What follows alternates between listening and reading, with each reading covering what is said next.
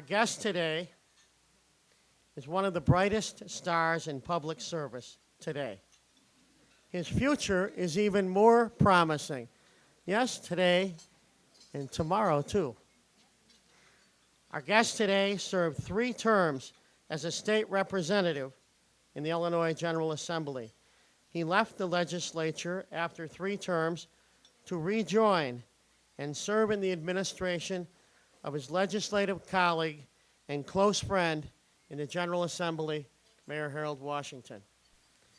The position provided our guest the experience of having served with distinction and in key roles in both the legislative and executive branches of government, both in Springfield and here in Chicago. In March 1997, our guest today was appointed Cook County Assessor, then was elected to a full 4-year term in November 1998 and re-elected in November 2002 to another 4-year term. In the 8 years as Cook County Assessor, his achievements and accomplishments have been solid, professional, notable, and many. Ladies and gentlemen, it gives me great pleasure to welcome back to the City Club of Chicago the Cook County Assessor and 2002 Citizen of the Year for the City Club, Jim Houlihan. James?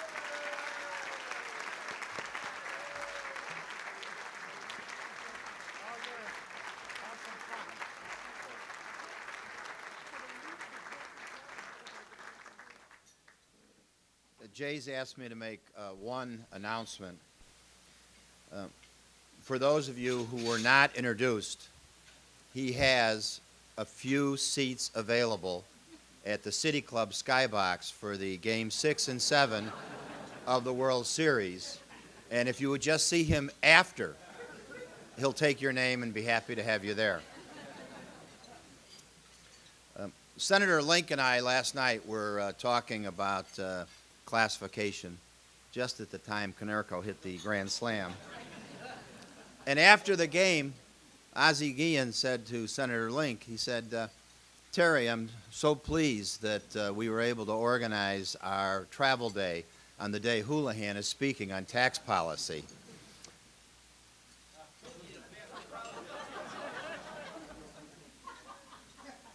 You know, I look out and I see PIN numbers.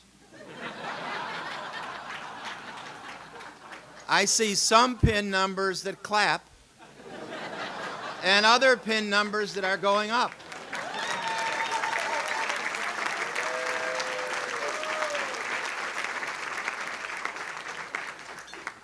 Thanks, Jay, and thanks everybody for being here on this beautiful day.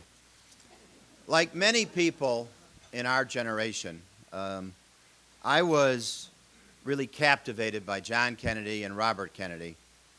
And they represented, I think, an interesting commitment and a vision, but they also represented the will and the ability and the practical skill to get things done.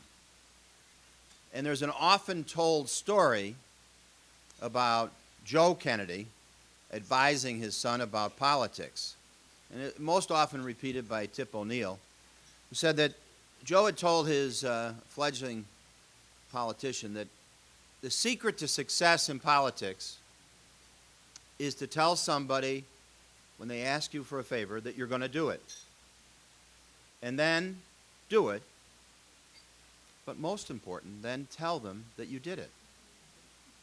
And in fact, in that spirit, I'm here today to tell you that 2 years ago, we spent time describing some of the significant problems in the city, reassessment, the triennial system, and classification. And we told you that we would protect homeowners, and we got it done with the 7% expanded homeowners exemption. And now, following Tip O'Neill's advice, we're here to tell you that we did it, and we need your help to make it permanent.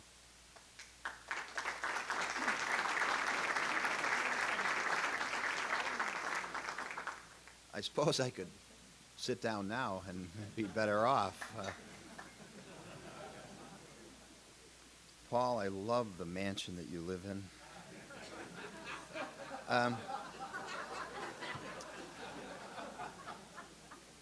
That's right, Paul.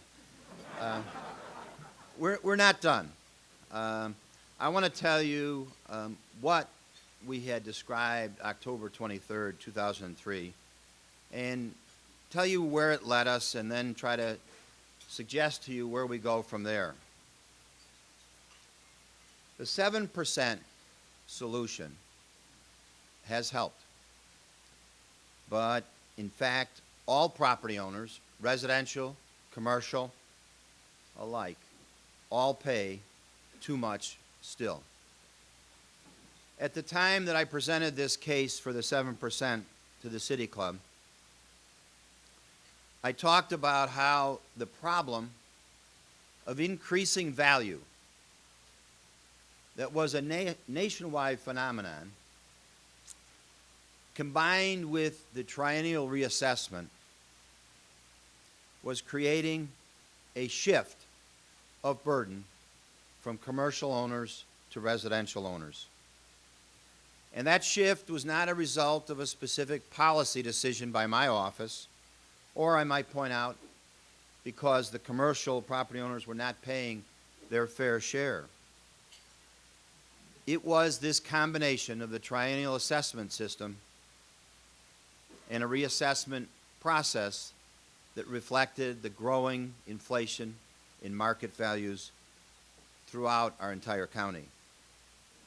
Now, let me give you an example. When I came in my first term as assessor, residential properties generated about a third of the tax revenue in the county, while at the same time commercial property owners contributed just shy of 50%. By the time we finished the reassessment in 2003, these figures had nearly flipped, with the homeowners accounting for nearly half the tax revenues in the county and commercial about a third. The sticker shock of a 3-year reassessment cycle was unmanageable for many homeowners. And if you happen to live in one of the hot or gentrifying neighborhoods, that sticker shock was more like cardiac arrest. Let me give you just 2 examples from last year's litany, or 2 years ago's litany. In Inglewood, the increase was 80%. That's the median increase. In Bronzeville, that increase was 124%. Again, the median increase. The near north side was no longer the only area that was increasing in value and considered hot or gentrifying. The real estate market phenomenon had spread throughout the entire city and in the northern and, in fact, even in the southern suburbs. So, although the residential boom is not within our control, I felt we had to do something to respond to that problem that it created. And it caused our office to operate on 2 separate tracks. We would continue to work on what I described to you, the long-term solution, the restructuring of how we fund education. We would continue to argue that our state should not be last in funding its most important resources, our children. But we would need to do something immediately to correct the problem. The much needed and important tax relief that homeowners were requiring had to be addressed in the short term. And I believe addressing that issue would create an environment in which the later changes were more likely to be able to be implemented. We searched for a balanced approach, and when we came to you that October in 2003, we had a specific proposal that was going to do 4 things. First, slow down that shift of tax burden from commercial to residential homeowners.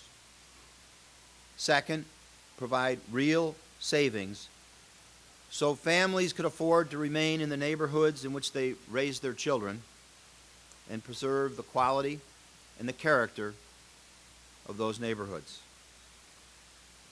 Third, we wanted to see that sticker shock limited so that the rise in the assessments would be gradual rather than an important jump every 3 years. And fourth, and this is very significant, we wanted to accomplish all of this without negatively impacting significantly the other properties in the tax base. And certainly, we did not want to jeopardize school funding. Now, I'm sure there were many people in the room that day who said to themselves, yeah, sure, okay, that's fine. Okay, here's Houlihan's pie in the sky. He's at it again. It's another maybe good government proposal that will never happen. Sounds good, makes sense, but it's not going to occur. And in fact, I think that was probably the thoughts of my staff. It was the property tax attorneys that really raised some significant issues that we had to deal with in Springfield. But in fact, we were successful. And I'm happy to say today that we were successful on all counts. The goal was that no matter how high your property reassessment would rise, only 7% of that increase would be applied to the property tax calculation each year. We went down to Springfield to work with the General Assembly on our proposal, and we were armed with facts, and we defeated those naysayers who said that the proposal would be disastrous. We made it through the political gridlock in Springfield, and I might say that the person who was my mentor in that effort, Senator Terry Link, took a hold of the issue even though he was in Lake County. And I hope that when we go down to renew this proposal, we're able to once again give Lake County the opportunity to opt in, and actually all the counties in this region. Those who misunderstood the proposal joined with those who misrepresented the proposal and created a significant block to our efforts. We didn't get all of the relief that we had hoped for, but we did get significant and substantial protection for the homeowners. The homeowners in Chicago were the first beneficiaries of the 7% exemption. The family, the Coulters, lived in Chicago. They lived on the west side of the city, and they lived there with their 3 children. And in fact, they hosted the bill signing ceremony.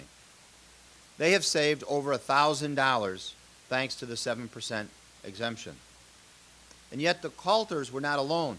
80% of the homeowners in the city of Chicago paid lower property taxes in 2004 after the reassessment than they did in 2003.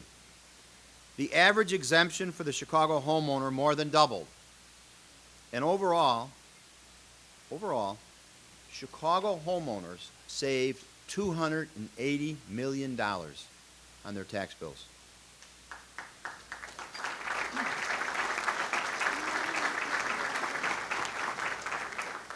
The homeowners in Northern Cook are enjoying similar benefits. They receive their tax bills this October.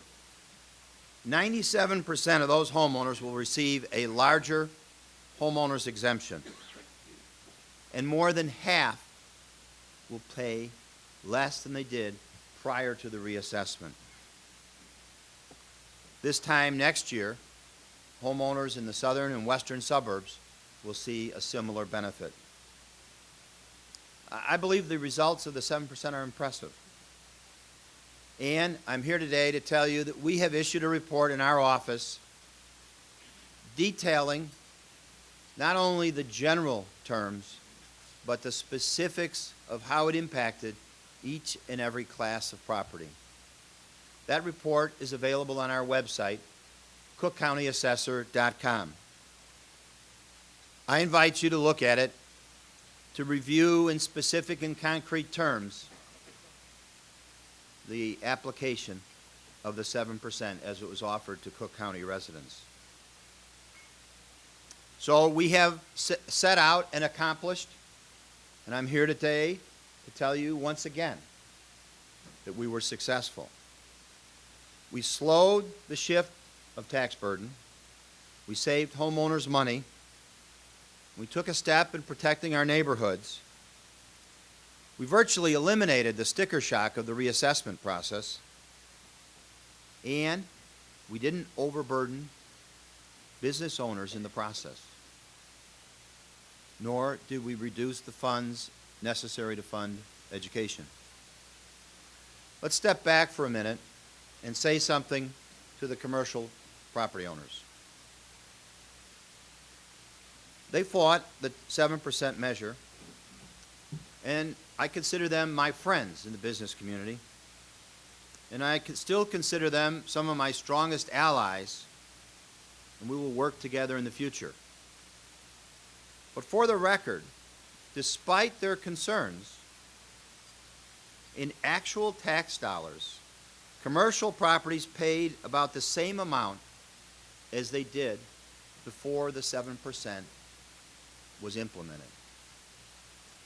In fact, the total share of tax burden paid by commercial properties in Chicago in 2003 was in the aggregate 1% less than in the prior year. That is not to say that the commercial properties don't pay an excessive amount in taxes. They do.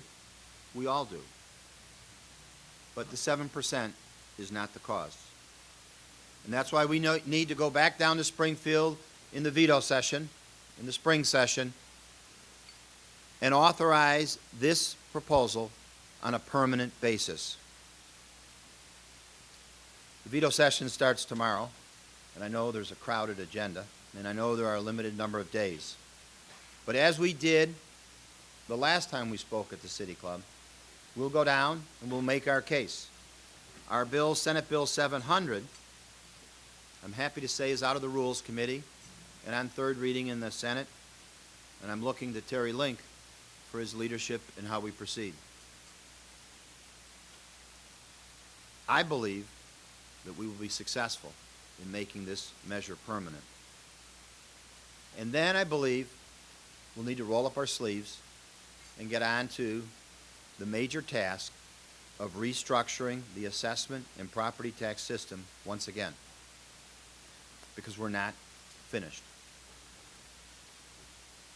We've heard, since baseball is somewhat current, the value of playing small ball, the importance of getting the hit, of showing that the ball didn't hit the ground, of being able to make sure that the fist was over the hand of the bat, to get the bunts and to get the hit and run, and in fact to load the bases. Hustle is needed to win. And these are fundamentals that some people don't appreciate when they see grand slams and home runs. But when you put it together, you end up with maybe a World Series. And in the tax reform area, we have been consistently working on what I would call the small ball game, Ozzie ball, when it comes to changing the tax system in Cook County. I do believe that these small changes that we've implemented have in fact primed the pump of change. And I believe they've set the stage for us to be successful with the 7% measure and hopefully with the larger issue of the funding of our children's education and the creating an economic engine for this state that will attract jobs and employment. We have in the past cut the assessments on apartments. We've lowered the assessment level to encourage more rental housing. We cut in half the assessment level for the mom and pop stores, those mixed use, storefronts, apartments above. We identified a critical lack of affordable housing in this county. We've created a new program and an entire division in our office devoted to tackling this issue. We have proposed some other initiatives to reduce the rate on industrial properties and to prime the pump in the south suburbs. We've brought certainly greater transparency to the system and openness to the assessment process through our website. I believe we've increased the use of technology dramatically. And we've educated the public about the process. When we did the city last time, we presented a grid of the 100 most significant properties in the loop, so that all could look and measure the comparability of our assessment. So I believe, to continue that baseball parlance, the bases are now loaded, and we do need a grand slam. It's long overdue. The classification system needs a major overhaul. It's an unfair system dating back to when Chicago and Cook County were the sole economic engine of the region. Now, not only do we need to compete economically with neighboring states and even foreign countries, but we need to compete with our neighboring counties, Lake, McHenry, Will, DuPage. Yet, the truth is, my office and the system of classification are only a small part of the puzzle. We can continue to tweak the system here and there where we have authority.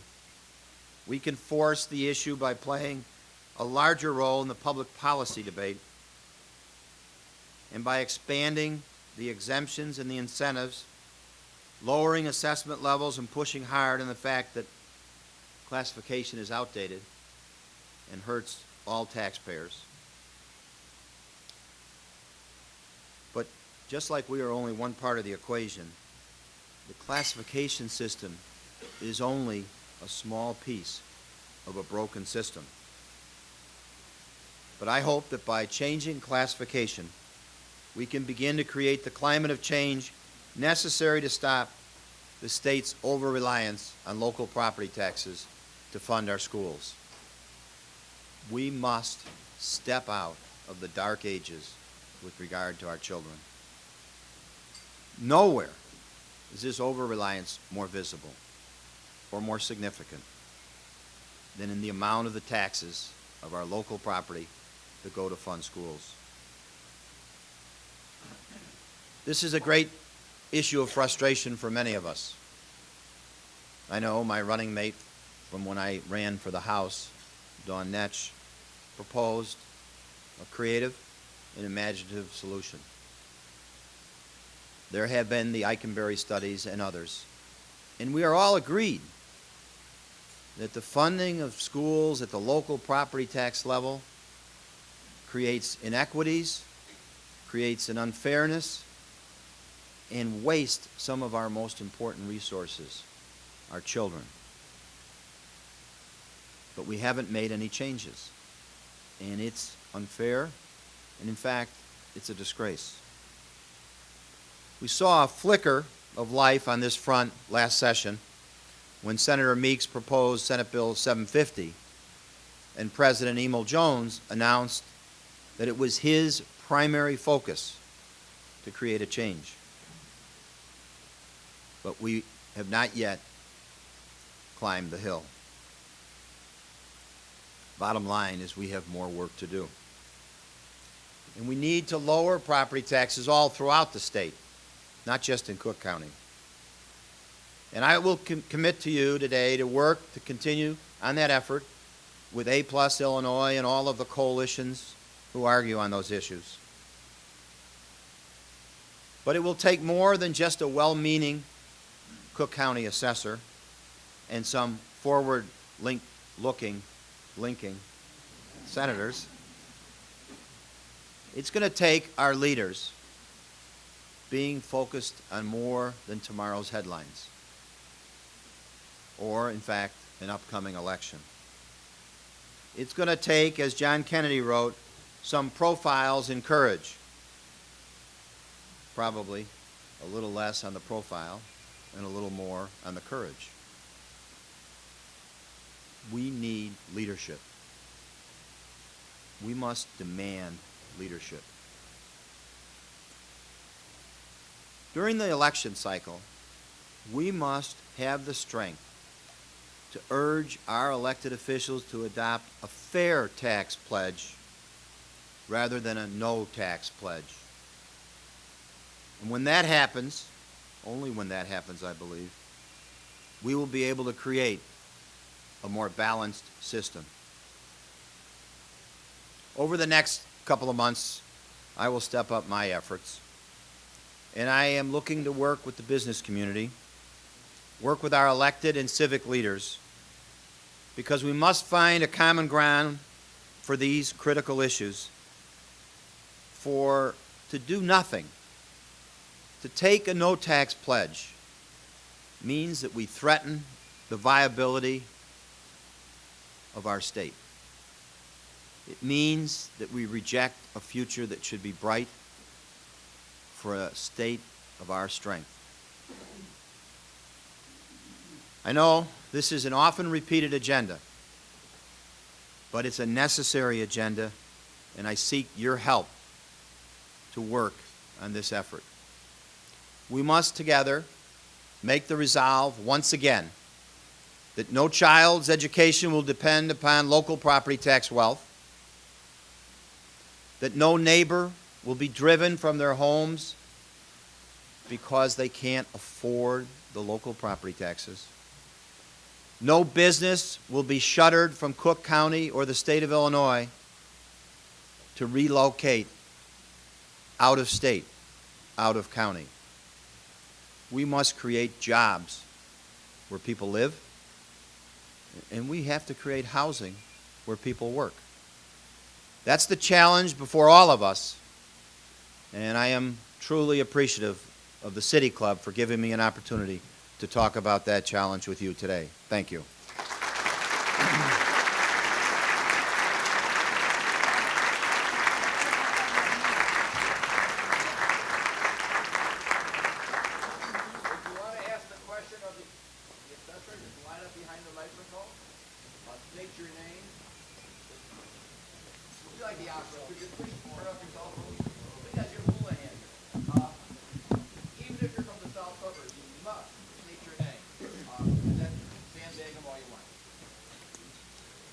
Commissioner Murphy. Thank you for being here today, Jim. And there are just a few points I'd like you to consider, and perhaps you can respond. The 7% temporary solution is just a brief snapshot in about a 3-year period of time in the 2002 to 2005 segment of time. I'm not sure that any pilot project could actually be really analyzed in this short of time. I will tell you the South Suburban Tri, though, shouldered the shift and the burden because, frankly, fairness being what it is and the Tri being what it is, Chicago benefited first. The suburban homeowners in North benefited second. I do want to talk about the schools and the doubling of the exemption. School superintendents have reported that it does bother them when the Treasurer's Office reported that 40,000 people did not receive their homeowners or their senior exemptions. So back when our office would help them to get their exemption refunded, the schools would never see that again. Well, when exemptions were $250, $350, or $450, it was one thing. We are now helping a gentleman who came to an outreach last week from the north suburbs that only didn't get his homeowners this past year and the year before, and it's going to be $1,900. So this doubling the coupon on the exemption thing was also not very well understood by the taxpayers. Last, the flight of manufacturers out of our south suburbs is also not just because of classification, but our neighboring Indiana has gotten rid of their personal property tax. Is there anything in your legislative agenda that would try to resurrect the South Suburban, the 5 townships that bear the greatest burden? Because more manufacturers we have would greatly shift the burden to a fairer level. Maureen? I don't know quite where to start because we eliminated the personal property tax some 20 years ago. But now Indiana left it, so now we're losing them because it was the Indiana having it helped us retain business. Let me suggest this. Why don't you read the report? I And why will. don't we come Yes. together and talk Great. later about your questions? Because my mother always told me that because there's a mistake, 2 wrongs don't make a right. And I believe that if somebody didn't get their homeowner's exemption, they're entitled to it, and that we should not limit what is an important savings for everyone because of some mistakes. So we'll make our best effort to do that. Right, and perhaps get more automatic on those. Well, I'll work together with you on that. Thank you. Maureen, working together with you And Dawn is, Clark Nash, is a we vision love working. of Yes. government at its best. Thank you so much, Assessor. I take that seriously.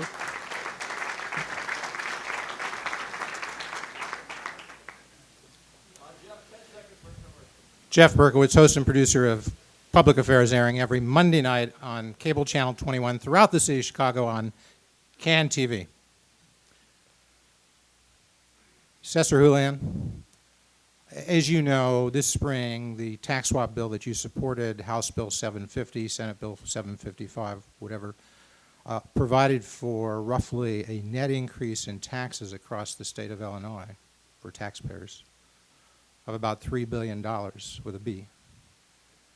So I'm asking you, as you stand here today, are you still in support of that $3 billion tax increase, especially if you decide to run for Cook County Board President? For any office I run, whether it's county board president, governor, mayor, alderman, or any future office, I am going to be committed to fairly funding the education of our children, and I'm going to be committed to speaking accurately about the facts. And I believe when you describe that 755 as a $3 billion tax increase, you don't measure up to the fair description of what's in that bill. Thank you. Could you say what the increase was? What's the net increase once you count the decline in property taxes offset by the increase in income taxes and other taxes? What's the net increase? We can sit down and discuss the net increase and the shift and where that shift occurs. But I think when you represent it as $3 billion, it's, you're not on the target. All right, you come on my show and talk about it, right? Thank you. Assessor Houlihan. I'd like to be sure that Maureen Murphy's there with you. Good afternoon. My name is Leonard McGee. I'm from the GAP Community Organization. And we do applaud you in going back again to get the 7%.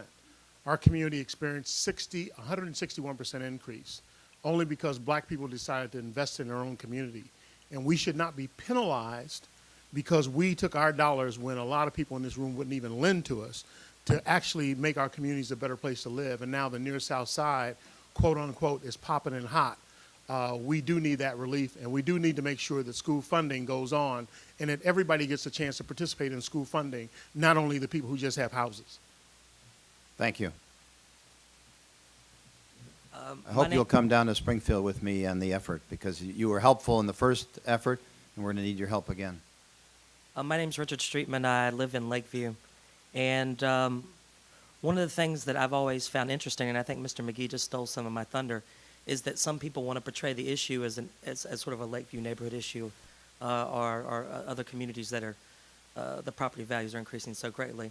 And I just wanted you to perhaps emphasize a little bit more for the audience some of the communities such as Englewood, you mentioned, Bronzeville, other areas out in suburban Cook County that are where people, frankly, don't have a lot of money. Maybe they're older, and their property values are increasing greater than they can afford to pay the property taxes, and they're being pushed out.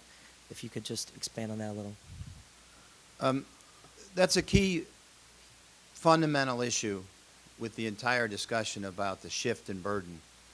The city of Chicago the overall median increase was 34%, and there was significant portions of the city, as you say, not just the lakefront area, that saw a dramatic increase in value.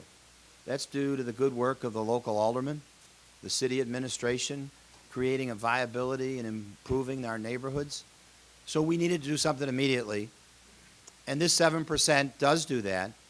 It doesn't provide quite the same relief that we had hoped because there's a ceiling on the 7%. And when we go down to Springfield, we're going to petition the legislature to consider removing, lifting that ceiling so that that can be an across-the-board relief for homeowners, whatever neighborhood they live in, and whatever the level of increase was in their particular area.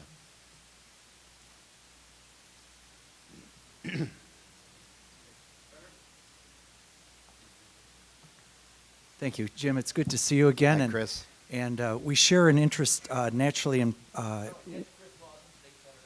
We're both very much in favor of property tax relief. I think that you mentioned during your speech that there was $280 million of property tax saved by some residents off their property tax bill. I think that the folks in this room, all of us, recognize that government spending hasn't gone down. It's probably stayed the same or increased. Can you address who's actually paying that now and what the impact that increase tax has on generating jobs in the Chicago and Cook County area? Sure. When you look at the $280 million was from the city of Chicago. When you look at the reassessment of the city of Chicago, there was about a 25% increase in value. The 7%, and a good portion of that increase, a major portion, was from residential property owners. The 7% directed and focused that increase in the base to homeowners. And in fact, it made the homeowners able to remain in their neighborhoods. Now, because there was that increase, there was also a corresponding reduction in the rate. Because in the city of Chicago, spending has stayed limited. So the rate after the reassessment was reduced by 14%. That is why, Chris, the commercial property owners paid virtually the same as they did prior to the reassessment. So the function of the 7% was to direct the relief at that targeted audience of homeowners.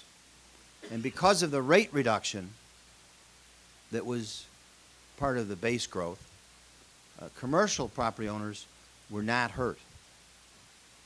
And I hope in the reauthorization, with that explanation, you'll be able to vote aye. Any other questions for the Assessor Houlihan? Not yet. Please, you got to get your gratuities. We have a City Club history. We have a one-year gift certificate to be a member of the City Club. You have to pay 93%. And the most important thing, valueless. There's priceless. Very valuable. No, I was right. There's somebody from Fitzgerald's office. Valueless. A City Club mug. And before you go away, needless to say, another Joseph P. Kennedy quote was, as he talked to his sons, in politics, if the food's on the table, eat. Jim Houlihan. Thanks, Bob. We're adjourned.